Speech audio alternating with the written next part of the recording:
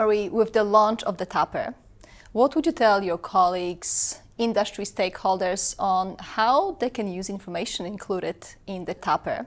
That's a really good question, Kasia. It's such a valuable tool. It's a tool for our generation partners. They can see when things are planned to be completed, some of our major projects. They can see what's forthcoming. They can start looking at planning where they're going to be. AEMO, while they're a contributor, they also use the Tapper as well. They're looking at where we are in our system with the information we've gathered from our different service transmission companies and distribution service providers. So it's a really valuable tool for all the industry stakeholders.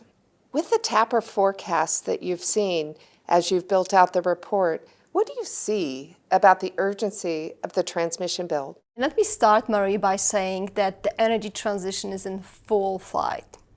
And it's the transmission, but it's really what's happening in the system and just the volatility of the system that we're forecasting, even more than we did last year.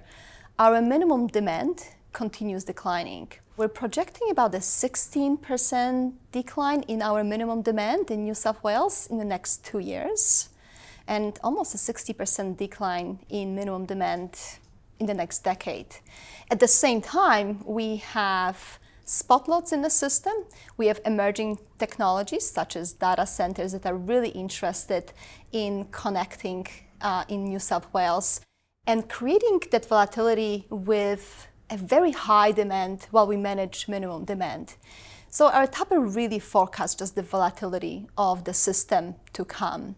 Transmission plays an important role in this because as new renewable energy projects come, as coal closes, we need to enable that transmission of energy, not only in New South Wales, but also across states. New renewable energy and storage projects tend to connect farther away from the city, and creating the transmission backbone really enables the connection. So it's not only a reliability to the system, but that transmission backbone enables cheaper connection to the system to provide energy to our consumers in all of New South Wales. One of the biggest changes I'm seeing, especially in our control rooms, is just the amount of information coming into the control rooms and how people are having to make decisions. It's different than when we had 7 coal-fired generators and they could call a control room in one of the Araring, Vales Point. They could call them and talk to them about what they're seeing. Now they're having hundreds of different generations doing quite different things.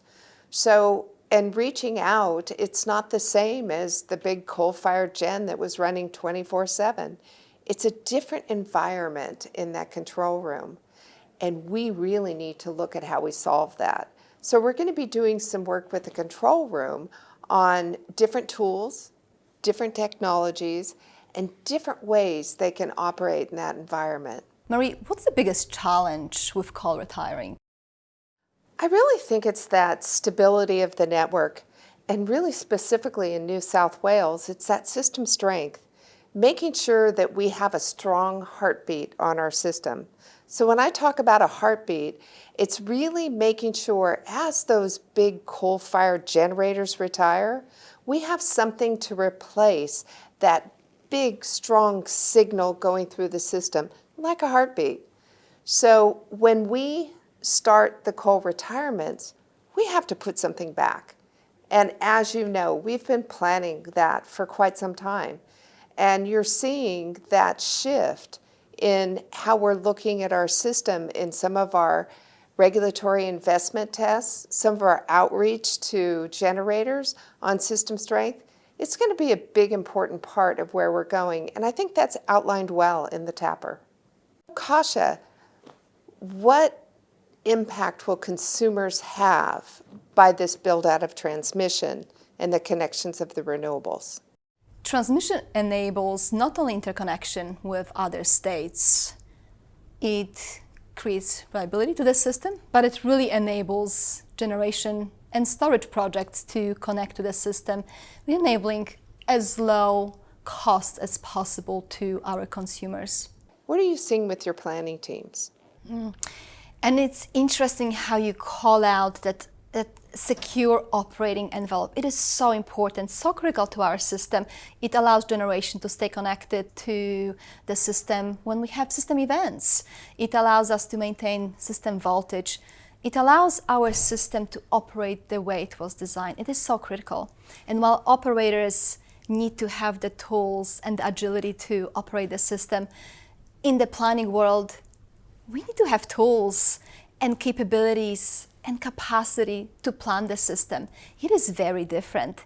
I was reading our regulatory rules, just thinking about the annual plan report and how it started, and I noticed that it calls out accounting for any new generation, if any new generation is on the system. And then I think back about how many new generators we've connected, how much more there is to connect, not only New South Wales, but the national electricity market as a whole. It is massive. The system is so very different. It takes a very different way of thinking. It really goes back to the core of engineering and understanding the engineering principles and applying it to the very changing dynamic world and technology. So what are you seeing the changes in this year's TAPR from last year's TAPR?